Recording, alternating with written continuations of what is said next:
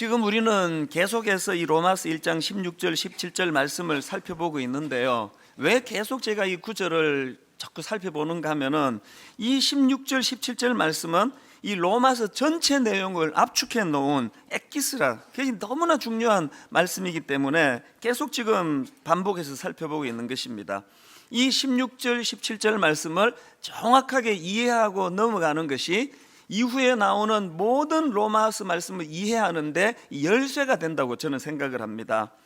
그래서 이제 이거를 주의 깊게 살펴보시기를 원하는데요. 자, 여기 나오는 이 16절 17절에서 바울이 제일 먼저 고백하는 게 뭐냐 하니까 자기는 복음을 부끄러워하지 않는다는 겁니다.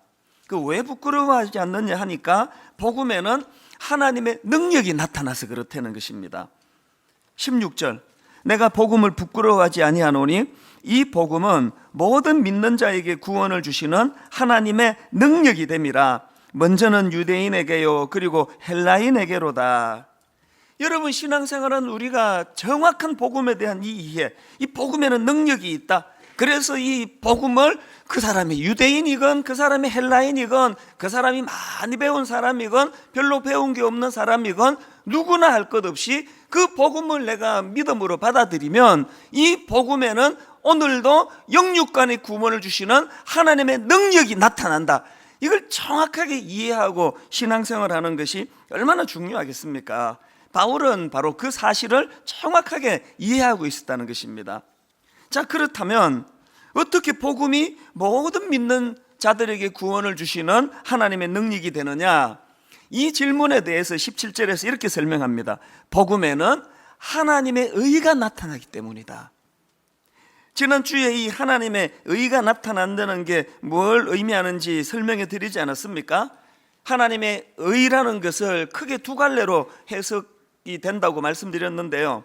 하나는 공의로우신 하나님의 성품, 이걸 하나님의 의라고 해석하는 한 갈래가 있고, 또 하나는 하나님께서 행하신 의로운 행위, 예수 그리스도를 우리를 위하여 내어주신 그 선하신 행위, 이걸 하나님의 의가 나타나는 것으로 설명한다고 말씀드렸는데요. 저는 이 둘 중에 하나를 택해야 된다고 생각하지 않습니다. 오늘 우리가 적어도 예수 믿는 크리스찬이라면 우리 안에 이 두 요소가 다 담겨져야 되는 거 아닙니까? 정말 우리가 예수님 제대로 믿는다면 우리 삶에 반드시 하나님의 그 의로우심, 이 하나님의 공의로우신 성품이 나타나야 되는 거 아닙니까? 그리고 만약에 그 하나님의 의로우신 성품이 내 안에서 나타난다고 한다면 그것은 내가 원래 유식하고 내가 똑똑하고 유전인자가 좋아서 노력을 많이 해서 그런 게 아니라 전적인 은혜다. 이것은 하나님께서 독생자 예수 그리스도를 우리를 위하여 보내주심으로 말미암아 죽을 수밖에 없는 내가 구원받고 이런 은혜를 내가 누리게 되었다. 이 은혜를 아는 이 두 가지 요소, 이것이 우리에게 다 담겨야지 이게 복음이 뭔지를 잘 안다, 이렇게 말할 수 있는 거 아니겠습니까? 그래서 이제 이 로마서 1장 16절 17절에 나오는 복음과 관련한 흐름을 보면은 이거를 한 세 가지로 정리가 되더라고요. 첫째로는 나는 복음을 부끄러워하지 않는다. 그런가 하면은 두 번째로 왜냐하니까 그 복음은 하나님의 능력이 되기 때문이다. 그런가 하면은 세 번째로 그럼 어떻게 그 복음이 능력이 될 수 있는가? 복음에는 하나님의 의가 나타나기 때문이다.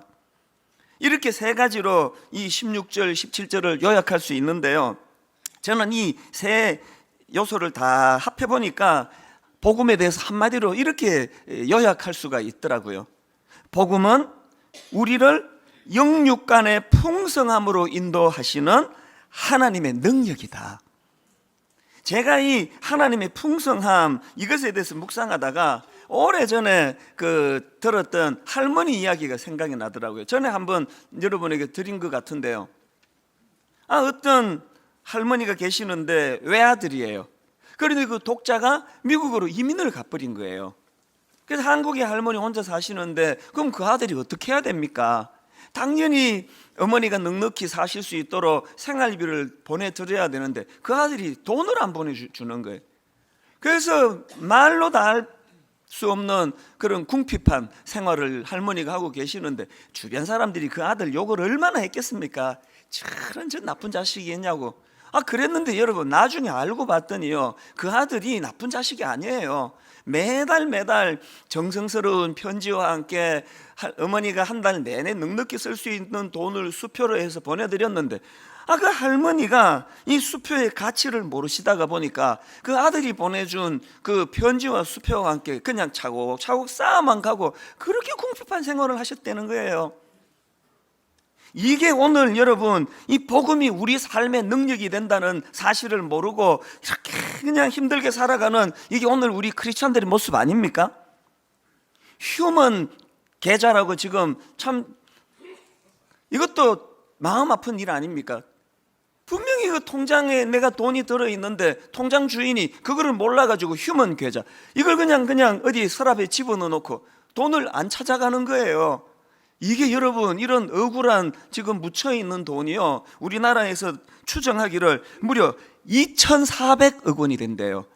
그리고 이게 점점 지금 숫자가 늘어나고 증가되고 있다는 것입니다.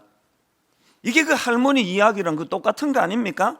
이게 그 복음의 능력이 뭔지를 모르고 참 궁핍하게 살아가는 우리들의 모습을 말해주는 거 아닙니까? 요한복음 10장 10절을 한번 보십시오. 도둑이 오는 것은 도둑질하고 죽이고 멸망시키려는 것뿐이요, 내가 온 것은 양으로 어떻게 하고 생명을 얻게 하고, 그게 다가 아니에요. 생명을 얻게 하고 더 풍성히 얻게 하려는 것이라. 그렇기 때문에 여러분, 이 복음이라는 것은요, 우리가 죽어서 천국 갈 때 사용하는, 그때야 그 유효함을 발휘하는 천국행 티켓 같은 게 아니에요. 저도 이제 외국 집회가 가끔씩 있으니까요, 저는 표를 끊을 때 막 한 푼이라도 더 싸게 끊으려고요, 몇 달 전부터 뒤져가지고 아주 저렴한 거를 미리 표를 끊어놔요. 뭐 한 5개월, 6개월 전에 끊을 때도 있습니다. 그리고는 여권하고 서랍에 넣어놓고는요, 평소에 꺼내보지도 않아요. 언제 그걸 꺼내느냐? 공항 갈 때 여권하고 이제 프린트한 티켓 들고 가는 거예요. 오늘 수많은 신앙생활하는 분들이 복음의 능력을 그런 식으로 서랍에 넣어놓고 천국 갈 때 꺼내 쓰려고, 그거 아니라는 거예요. 여러분 한번 생각을 해보세요.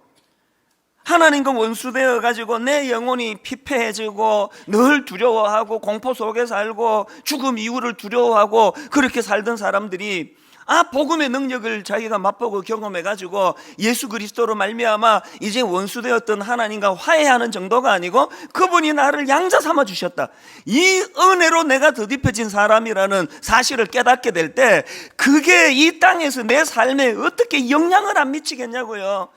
맨날 그냥 우거지상을하고 죽을 것처럼 살아가던 그 사람이 활기가 생기고 활력이 생기고 그냥 속은 좁아 터져가지고 그냥 누구 한번 미워하면은 죽을 때까지 안 풀고 그랬던 사람이, 나는 이것보다 더 큰 죄를 주님 앞에 범했는데 용서 안 받았는데 이 사죄의 은총의 간격이 크면은요, 어지간하면은 다 용서하게 되는 이런 아량으로 바뀌어지는 게 그 당연한 거 아니겠습니까?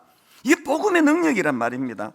그래서 우리는 시편 34편 8절, 너희는 여호와의 선하심을 맛보아 알지어다. 지난주에도 말씀드렸지만 맨날 여기 나와가지고 그냥 이찬수 목사가 지가 맛보아 알게 된 거 신나가지고 막 그렇게 떠들어대는 거, 그거 앉아가지고 가만히 듣고 있으면 그럼 무슨 소용이, 양만 오르지. 아이고 니 잘났다 그래, 니는 맨날 그런 맛을 보고 사는구나, 부럽다 부러워. 그러려고 여기 오신 거 아니잖아요. 우리가 이 말씀을 듣는 것은 저 보잘것없는 별 볼 일 없는, 내가 보기에 나보다 잘생긴 것 같지도 않고 공부 잘하고 똑똑한 것 같지도 않은 저 사람도 이 복음을 맛보아 알아가지고 저렇게 신나게 살아간다면 나도 그거 맛 좀 봐야 되겠다, 이런 도전을 받으러 여기 오신 거 아닙니까? 그 부러워하면 지는 거예요. 가끔씩 설교하면서 이제 웃기려고 했는데 안 웃으시면 갑자기 당황이 돼서 이제 그 다음에 진도를 어떻게 나가야 되나 이제 혼미할 때가 오는데, 지금이 그 시간이에요. 진짜로 저를 부러워하고 계셨나 봅니다. 맛보아 알지어다. 여러분, 제가 바로 이 말씀을 가지고 정리하고 있는데, 우리 하나님은 참 저에게는 너무너무 자상하신 분이에요. 경주에서 손편지가 한 통이 와서 오랜만에 손으로 쓴 편지를 제가 받아봤습니다. 이분이 누군가니까요. 자, 앞부분만 제가 읽어드리겠습니다. 저는 경주에 살고 있는 성도입니다. 저는 지난 2월 10일 복음을 받고 지금까지 주님만 생각하는 그런 사람입니다.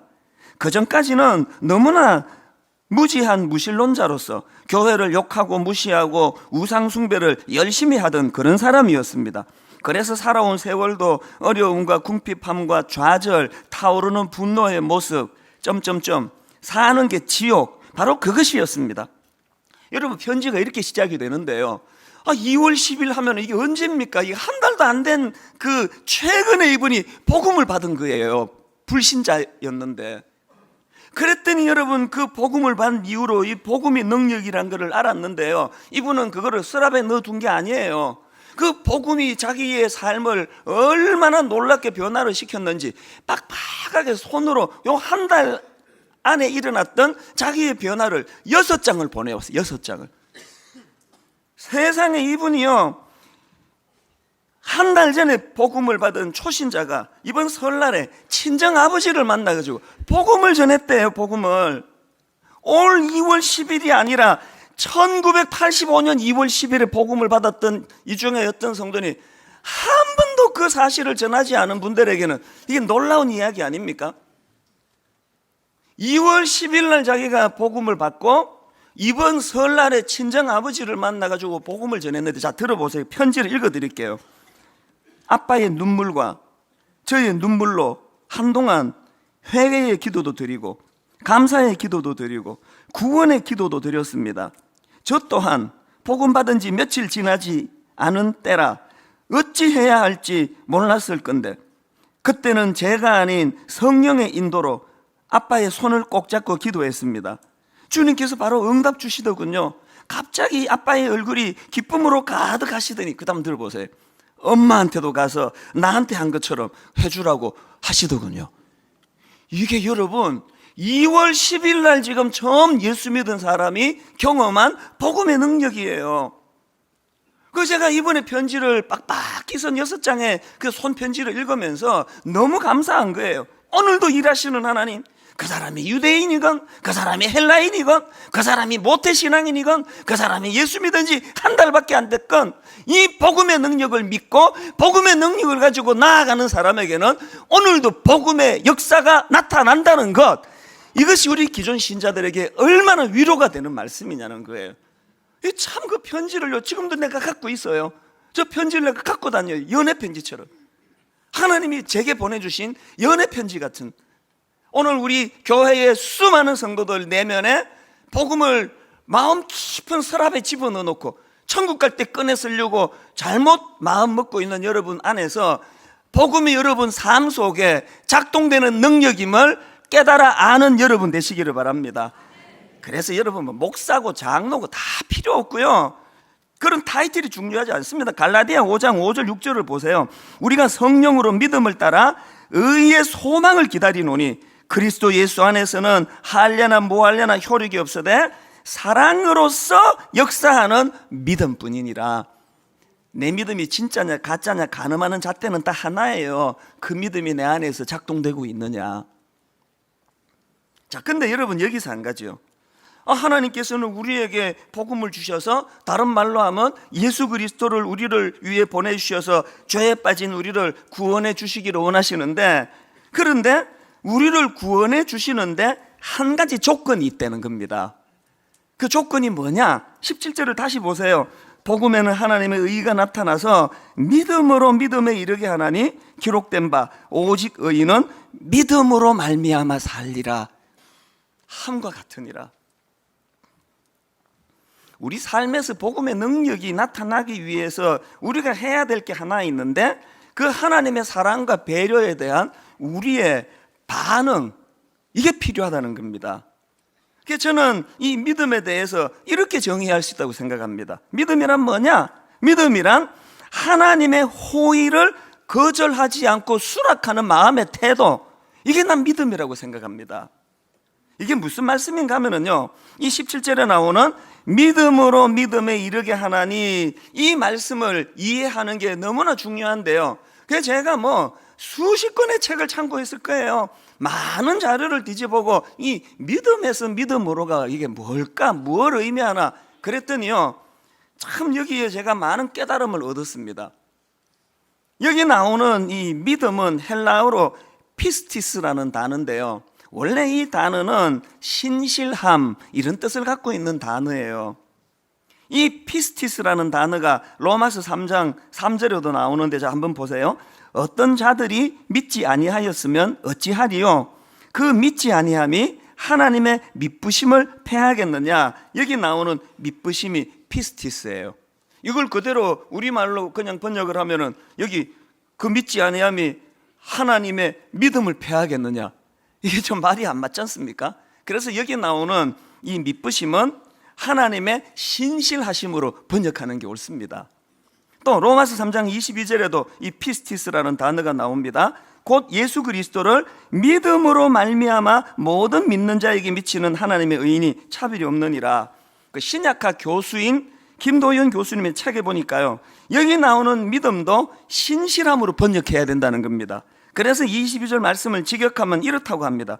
그런데 하나님의 의인은 예수 그리스도의 신실함을 통하여 오는 것인데 모든 믿는 자에게 옵니다. 그러면서 그 교수님이 이 부분을 참 잘 정리했습니다. 믿음이란 한 번 약속한 것은 끝까지 지키시는 하나님의 신실함에서 오는 것인데, 자, 잘 들어보세요. 믿음이란 한 번 약속한 것은 끝까지 지키시는 하나님의 신실함에서부터 오는 것인데, 그 하나님의 신실하심이 예수 그리스도의 신실하심을 통하여 우리에게 전달이 되고, 그렇게 우리에게 전달된 하나님의 신실하심에 대하여 우리 인간이 신실하게 반응하는 태도, 이게 믿음이라는 거예요. 다시 한번요. 뭐가 믿음이냐? 한 번 약속하시면 절대로 변치 아니하시는 그 하나님의 신실하심, 그 하나님의 신실하심이 예수 그리스도의 신실하심을 통해 우리에게 전달이 되고, 그렇게 우리에게 전달된 하나님의 신실하심을 어떻게 해요? 우리 인간이 신실하게 반응하는 태도, 이게 믿음이라는 거예요. 그래서 여러분 창세기 15장 6절에 보면은 아브라함이 여호와를 믿으니 여호와께서 이를 그의 의로 여기시고, 하나님께서 아브라함에게 한 번 약속하시면 변치 않으시는 당신의 신실하심으로 아브라함에게 다가가셨고, 아브라함은 그 하나님의 신실하심을 거절하지 않고 그 호의를 신실하게 수용했기 때문에 이걸 믿음이라 그런다는 거예요. 그래서 여러분, 행위가 의가 아니고요, 여호와를 향한 이 믿음, 이 신실한 반응, 이게 의라는 거예요. 자, 그러면 이제 이런 질문이 가능하겠죠? 하나님은 그 믿음을 왜 그렇게 중요하게 여기느냐? 하나님은 우리 인간의 신실한 반응에 왜 그런 큰 의미를 두느냐? 제가 앞에서 믿음을 하나님의 호의를 거절하지 않고 수락하는 마음의 태도라고 정의하지 않았습니까? 이게 왜 중요합니까? 제가 오늘 어제 밤을 새워가지고 이 설교를 잘 준비했는데, 어떤 사람은 저의 이 호의를 잘 안 받는 분이 계세요. 이제 이찬수 목사 설교 한 10년 들었더니 더 이상 들을 게 없네. 맨날 똑같은 소리를 또 하고 또 하고. 지난 주일날 1장 16절 17절을 했으면 진도를 나가야지. 왜 또 똑같은 가지고 왜 또 하고 있느냐고. 진짜 내가 답답해. 이 교회를 옮기든지 해야지. 이런 생각을 하고 앉아 계시면 뜨끔하는 분이 계시나요? 그런 분이 계시면 저의 호의를 여러분은 수락하지 않는 거예요. 그 마음이 안 열려요. 경주에 사는 어떤 초신자는 텔레비전으로 제 설교를 듣고는 세상에 누군지도 모르는 사람이 전하는 말씀인데, 저의 신실함을 그분이 그 호의를 신실하게 받아주니까 그 6장이나 되는 손편지를 누군지도 모르는 저에게 보내는 사랑의 반응으로 나타나드리는 거예요. 하나님이 왜 인간의 믿음을 중요하게 생각하느냐? 하나님께서는 당신의 신실함의 결정체인 십자가에 대하여 우리가 반응하기를 원한다는 겁니다. 그래서 저는 이런 차원에서 이 하나님께서 생각하시는 이 믿음, 이 믿음의 두 가지 속성에 대해서 말씀을 드리려고 하는데요. 첫째로요, 믿음이란 하나님과의 관계성의 문제다. 하나님은 믿음을 이렇게 생각하십니다. 앞에서 제가 이 믿음으로 번역되는 피스티스라는 단어가 원래 그 신실함이라는 뜻을 갖고 있다, 이런 말씀을 드렸지 않습니까? 여러분, 이 단어 자체가 관계성을 전제로 하는 거 아닙니까? 제가 여러분에게 신실하고 여러분이 저에게 신실하고, 이 관계성 아닙니까? 계시록 3장 20절을 보십시오. 볼지어다 내가 문 밖에 서서 두드리노니 누구든지 내 음성을 듣고 문을 열면 내가 그에게로 들어가 그와 더불어 먹고 그는 나와 더불어 먹으리라. 관계로 다가오기 원하시는 주님의 마음이 이것만큼 잘 표현된 데가 있습니까? 요한복음 10장 14절, 나는 선한 목자라. 나는 내 양을 알고 양도 나를 아는 것이, 이게 지금 관계를 말씀하시는 거 아닙니까? 여러분, 누가복음 4장 34절에 보면은요, 참 그 재밌는 장면이 하나 연출이 되는데 우리 같이 한번 읽어보실까요? 누가복음 4장 34절, 자, 같이 읽습니다. 시작. 아, 나사렛 예수여,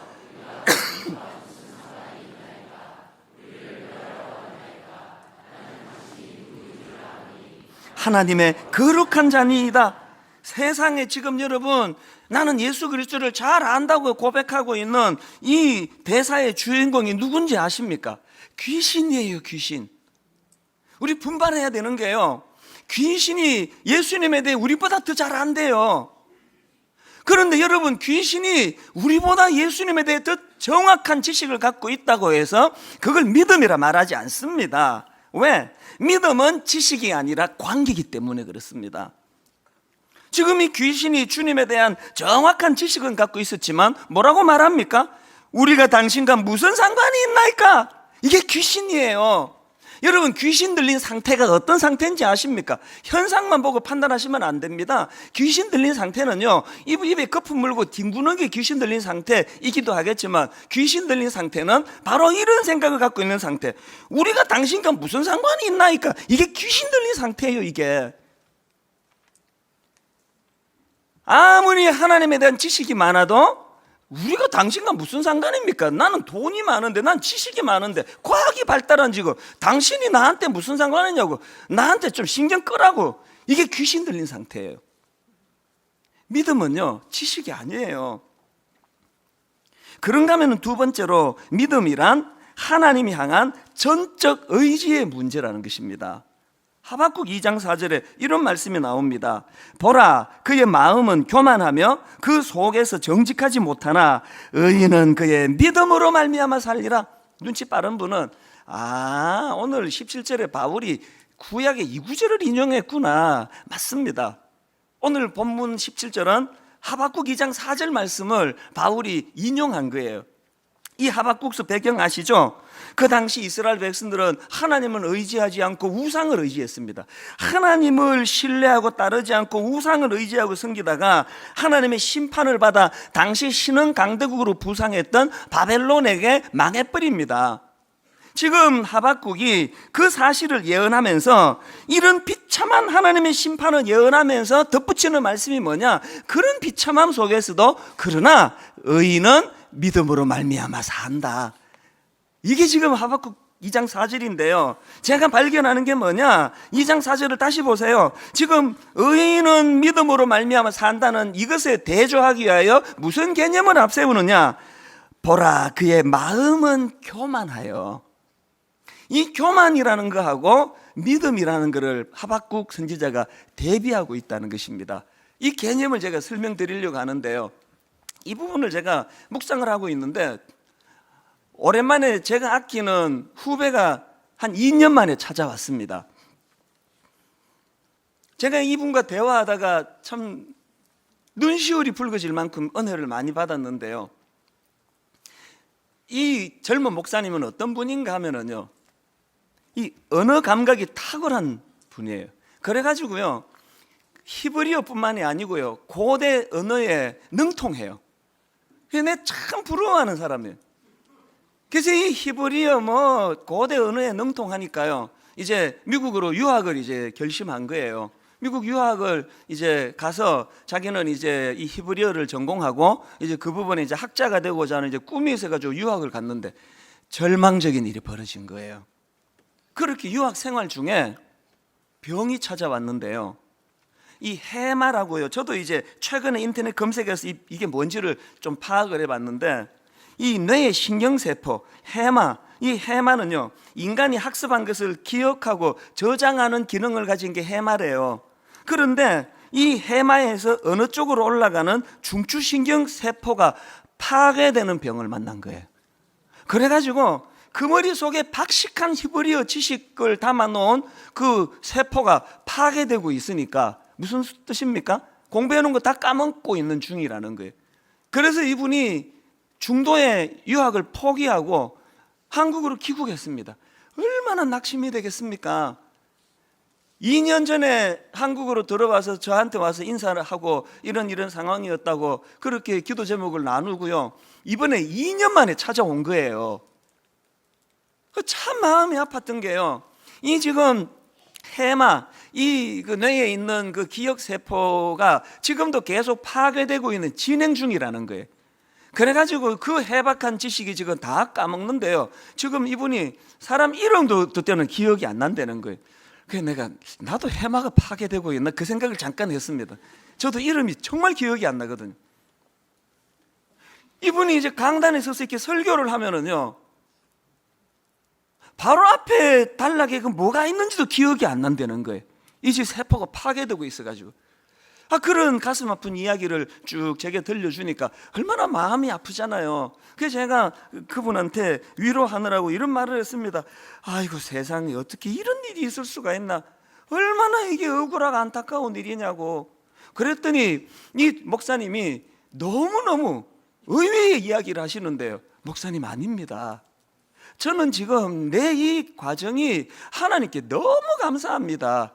그냥 속으로 이런 인사말을 이렇게 하나 이런 생각을 했는데, 이게 인사말이 아니고, 그러면서 자기가요 간증을 저에게 하는데, 제가 그날 이분이 돌아가시고 난 다음에도 계속 눈물이 나더라고요. 이분이 지금 자기 해마를 손실하는 그 병을 만나가지고 유학 포기하고 진행 중이라 사람 이름도 잘 기억이 안 나는 그런 상황에 왜 이것이 자기에게 감사인가를 설명하면서요, 고린도 후서 11장에 나오는 바울 이야기를 하는 거예요. 우리가 알다시피 여러분, 바울이 사역하는 내내 수많은 사람들에게, 유대인들에게, 이방인들에게 얼마나 많은 공격을 받습니까? 통탄할 것은요, 같은 복음을 전하는 동역자들조차도 바울을 이렇게 대적하는 일이 많았다는 거예요. 저는 바울이 겪은 거에 한 10,000분의 1도 안 되지만 이 상태가 얼마나 사람을 절망하게 하는 일이라는 건 저는 알아요. 그렇게 그냥 끊임없이 바울을 공격하는 거예요. 네가 뭐가 사도냐? 누가 너를 사도로 임명했느냐? 그리고 네가 진짜 사도라면 사도로 제대로 헌신한 게 뭐냐? 네가 사도로서 신비로운 체험을 한 게 있느냐? 바울은요, 자기가 경험한 그런 것들을 배설물, 그런 걸로 여기기 때문에 그런 얘기를 잘 안 하는 거예요. 그러니까 대적하는 것들이 이렇게 공격을 하니까요, 여러분 고린도 후서에 보면은요, 바울이 이런 인신 공격 앞에 이렇게 자기를 응수합니다. 고린도 후서 11장 22절, 그들이 히브리인이냐? 나도 그러하며, 그들이 이스라엘인이냐? 나도 그러하며, 그들이 아브라함의 후손이냐? 나도 그러하며. 24절, 유대인들에게 40에서 하나 감한 매를 5번 맞았으며 3번 태장으로 맞고 1번 돌로 맞고 3번 파선하고 일주야를 깊은 바다에서 지냈으며, 이 외에도 고린도후서 11장에서 바울은 자기가 사도로 헌신하는 동안에 얼마나 많은 고난과 핍박을 받았는지를 쭉 피력합니다. 그리고 그 다음에 자기가 삼층천 너무나 놀라운 하나님의 신비를 경험했다고 그렇게 피력을 합니다. 그래 놓고 바울이 하는 논리가 뭐냐 하면은요, 이런 것들이 내가 사도됨의 증거를 말하는 증거가 아니고 내가 진짜 사도임을 증거하는 자료를 대겠다. 그러면서 2가지 증거를 대요. 바울이 자기가 사도라고, 사도를 의심하는 사람들에게 자기가 사도 맞다라는 증거 제시한 2가지가 뭔지 아십니까? 하나가 고린도 후서 11장 33절이에요. 나는 광주리를 타고 들 창문으로 성벽을 내려가 그 손에서 벗어났노라. 이게 지금 어떤 상황인지 아시죠? 지금 목숨을 부지하려고 바울이 체면을 먹고 다 집어던지고 문 열고 가는 게 아니라 얼마나 급했으면 그 들 창문 깨고 지금 거기에다가 그 바구니 내려가지고 타고 내려갔던 그런 초라한 자기가 바로 내가 사도의 증거라는 그거를 하나 제시하고요. 또 하나 자기가 사도라는 것을 제시하는 증거 자료로 고린도후서 12장 7절입니다. 여러 계시를 받은 것이 지극히 크므로 너무 자만하지 않게 하시려고 내 육체에 가시 곧 사단의 사자를 주셨으니 이는 나를 쳐서 너무 자만하지 않게 하려 하심이라. 여기 나오는 바울의 육체의 가시가 뭔지를 여러 학자들이 분석하는데 그 중에 상당한 학자들이 하는 이야기는 바울의 가시는 간질이었다 이야기합니다. 그런데 여러분, 간질은요 우리처럼 그걸 병으로 생각하는 시대가 아니었답니다. 사람들이 생각하기에 이 간질은 사람이 심약해가지고 귀신이 그 사람을 갖고 놀아가지고 귀신이 들락날락거리는 상태, 이걸 간질이었다고 생각하던 시대라는 거예요. 그러니 바울이 간질에 걸렸다 그러면 사람들이 생각할 때 저게 얼마나 심약하고 못났으면 귀신이 저렇게 들락거리며 장난질을 쳐, 그럴 수 있는 이야기란 말이에요. 그런데 바울이 놀랍게도 자기의 사도됨을 내가 증거를 대볼까? 그러면서 들창문 타고 도망갔던 비참한 그거 하나, 간질로 고통하는 이거 하나를 대면서 이게 내가 사도가 된 증거라는 거예요. 왜 이게 사도가 된 증거냐? 고린도후서 11장 30절에 내가 부득불 자랑할진대 내가 약한 것을 자랑하리라. 고린도후서 12장 10절 그러므로 내가 그리스도를 위하여 약한 것들과 능욕과 궁핍과 박해와 공고를 기뻐하노니 왜? 이는 내가 약한 그때의 강함이라. 그리고 9절 나에게 이르시기를 내 은혜가 내게 족하도다. 이는 내 능력이 약한 데서 온전하여 짐이라 하신지라. 그러므로 도리어 크게 기뻐함으로 나의 여러 약한 것들에 대하여 자랑하리니 이는 그리스도의 능력이 내게 머물게 하려 함이라. 저는 그 후배가 가고 많이 울었습니다. 나는 나의 목사됨을 뭘로 지금 내가 나타내고 있는가? 그 사람 많이 모이는 내 목회를 보면 모르냐? 내 설교를 지금 수많은 사람이 듣는 그걸 보면 모르냐? 바울은 그게 아니에요. 너희들이 자꾸 그런 얘기하니까 내가 경험한 신비로운 체험을 내가 말할 수밖에 없고, 니들이 자꾸 그러니까 내가 여러 가지 내가 누렸던 것들을 말할 수밖에 없지만 그것이 나의 사도됨을 말하는 게 아니고, 나의 사도됨은 체면이고 뭐고 목숨 부지하겠다고 본능에 이끌려 덜 창문 타고 내려가던 초라하던 그 모습, 그 당시 심약해서 귀신이 들락날락거린다고 생각하던 간질에 걸려있는 이게 바로 내 사도됨을 증거하는 거다. 왠지 아느냐? 이 나의 약함 때문에 예수 그리스도가 내 안에 머물고 있기 때문이다. 그 후배 목사님이 추석 보고 뵙게가지고 그런 이야기 했으면 감동이 없었을 거예요. 여러분, 지금 그 아까운 히브리어, 그 아까운 고대 언어로 꽉 차있던 뇌세포가 지금도 파괴돼 가고 있는 중이래요. 그래서 그 목사님이 저한테 목사님 강단에 서가지고 요즘에 내가 설교를 하면요, 전에는 성도들이 은혜 받았다 그러면 내가 이렇게 지식이 많은데, 내가 얼마나 이 설교를 많이 준비했는데 이런 소리 당연히 들어야지. 요즘은요, 강단에 서서 말씀을 전하는 게 은혜래요. 뭐가 복음이라고요? 최근에 제가 이 로마서를 시작하고 나서 우리 교회 어떤 젊은 자매님이 메일이 왔어요. 저도 아는 자매예요. 이 자매가요, 목사님, 주일 설교 시간에 목사님이 언급하셨던 5대째 예수 믿는 모태신앙, 그게 바로 접니다. 그런데 목사님, 제게 복음의 능력이 나타나지 않아요. 어떻게 하면 복음의 능력이 나타나겠습니까? 메일이 왔어요. 내가 뭐라고 답한지 아십니까? 왜 그렇게 생각하느냐? 내가 보기에 자매는 지금도 충분히 멋지고 아름다운 삶을 살아가고 있다. 근데 그 자매 알거든요. 뭐가 능력입니까? 슈퍼맨 되는 게 능력이 아니에요. 뭐가 능력이에요? 빌립보서 4장에 내가 궁핍함으로 말하는 것이 아니라 어떠한 형편에든지 나는 자족하기를 배웠노니 나는 비천에 처할 줄도 알고 풍부에 처할 줄도 알아. 모든 일 곧 배부름과 배고픔과 풍부와 궁핍에도 처할 줄 나는 아는 일체의 비결을 배웠노라. 이게 능력이래요. 내게 능력 주시는 자 안에서 내가 모든 것을 할 수 있느니라. 결론을 맺으면서요, 그 목사님이 그날 저한테 뭐라고 얘기한지 아세요? 목사님, 제가 지금 기도하고 있는 것, 북한에 선교사로 가는 것이 어떨까 그 고민을 하고 있습니다. 그 다음 설명이 기가 막혀요. 왜 북한인지 아십니까, 목사님? 제가 해마가 파괴되는 병을 앓고 할 수 있는 외국어가 없어졌대요. 그 박식하던 이 목사님이 할 수 있는 외국어가 없어져서 전 세계에 유일하게 우리나라 말로 선교할 수 있는 곳 북한. 그래서 목사님 내가 지금 북한에 가서 선교할까 그 고민 중에 있습니다. 제가 여러분 앞에서 그 말씀드렸잖아요. 나는 선한 목자라. 나는 내 양을 알고 양도 나를 아는 것이, 목자가 양을 알듯이 우리를 알고 계시는 그 하나님이 이 목사님의 마음을 모르겠습니까? 네가 그 어떤 달변가로 줄줄줄 하는 그 설교보다 나는 네 설교가 더 소중하다. 네 마음이 더 소중하다. 그래서 가고 나서도 제가 자꾸 이렇게 눈물이 나더라고요. 오늘 여러분, 예수 믿는다는 것 때문에 이렇게 억울하고 저렇게 마음 상하고 그러면서도 오늘도 복음을 내가 믿기 때문에 참아내고 있는 수많은 여러분들의 그 애씀을 하나님이 모르시겠습니까? 그 애씀을 하나님이 외면하시겠습니까? 로마서 공부를 통해서 정확한 복음의 이해를 통해 하나님, 내가 내 약함을 자랑하고 내가 내 약함을 부끄러워하지 않은 이곳에 하나님을 의지하는 믿음이 회복될 줄로 믿습니다.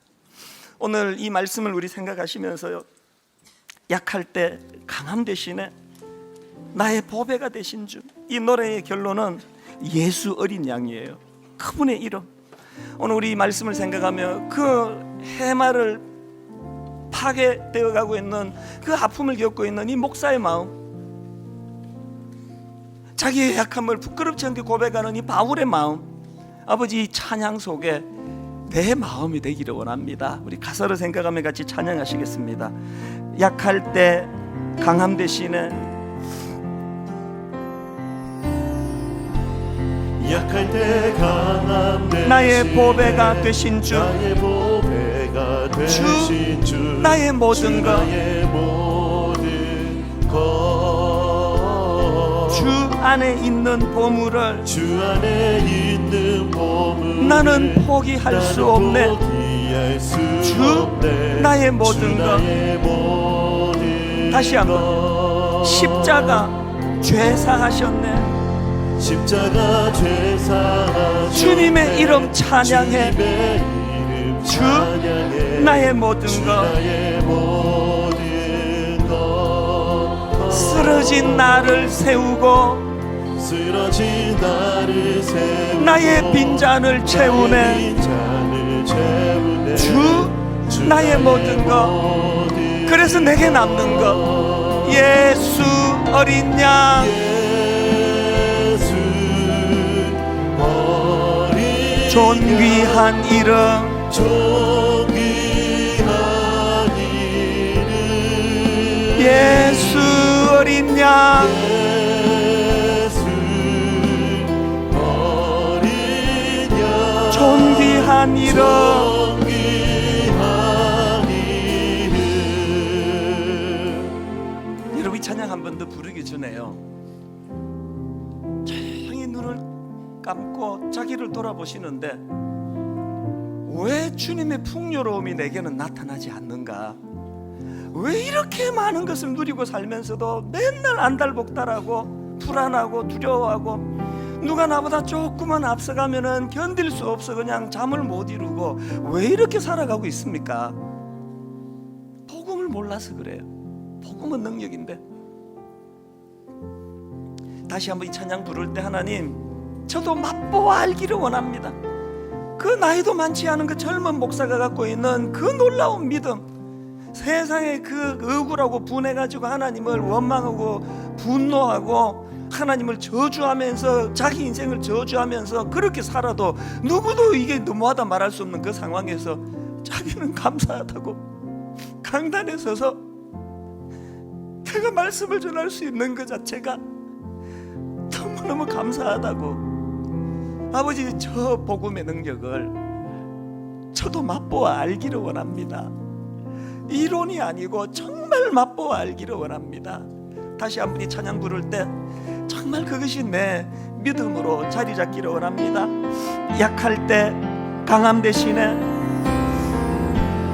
약할 때 강함 대신에 나의 보배가 되신 주, 나의 보배가 주 되신 나의 주, 모든 것, 주 나의 모든 것, 주 안에 있는 보물을 주 안에 있는 보물 나는 포기할 수 나는 없네. 포기할 수 없네. 주 나의 주 모든 나의 모든 것. 남는 것 예수 그리스도의 이름입니다. 예수 어린 양, 예수 어린 존귀한 양, 이름, 존귀한 이름, 예수 어린 양, 예수 어린 양, 존귀한 이름. 존귀한 은혜 아니면 나 서지 못하네.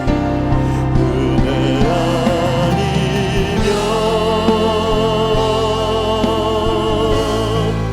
나서지 못하네. 놀라운 사랑, 그 은혜 아니면 십자가의 그 사랑 능력 아니면 나 서지 못하네. 나서지 못하네. 은혜 아니면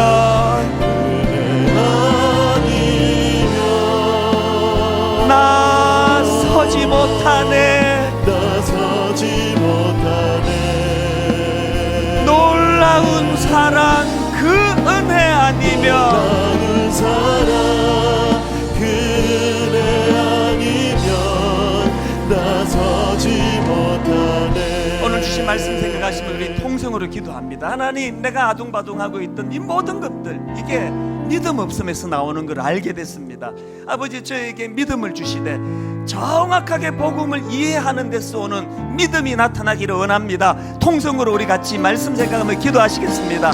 살아계신 하나님 아버지, 하나님의 은혜가, 하나님의 놀라우신 사랑이 우리들 심령 속에 아버지 자리 잡기를 원합니다. 은혜 아니면 나는 설 수 없는 인생입니다. 은혜 아니면 아버지 하나님, 우리는 혼미한 상태로 빠져버릴 수 없는 연약한 인생입니다. 십자가의 그 사랑, 그 복음의 능력 아니면 나 서지 못하네. 아버지, 이 복음을 저희가 마음으로 받아들이기 원합니다. 자격 없는 자에게 주시는 하나님의 이 사랑의 호의, 이것을 받아들일 수 있는 믿음을 주시기 원합니다. 나의 약함이, 내가 약한 그때가 바로 주님의 능력이 나타나는 그때인 줄 믿고 바라보며 나가기를 원하오니, 은혜 아니면 십자가의 놀라운 사랑이 아니면 나는 온전히 설 수 없는 인생임을 자각하는 그런 저희들의 삶이 되도록 주님이 도와주시며 하나님이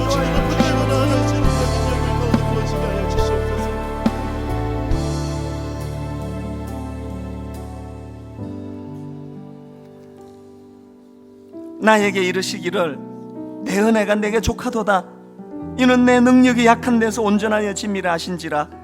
그러므로 도리어 크게 기뻐함으로 나의 여러 약한 것들에 대하여 자랑하리니 이는 그리스도의 능력이 내가 약할 그때에 내게 머물게 하려 함이라. 하나님, 오늘 이 복음에 대한 정확한 이해가 저와 말씀을 듣는 모든 성도님들에게 그대로 나타나게 하여 주시옵소서.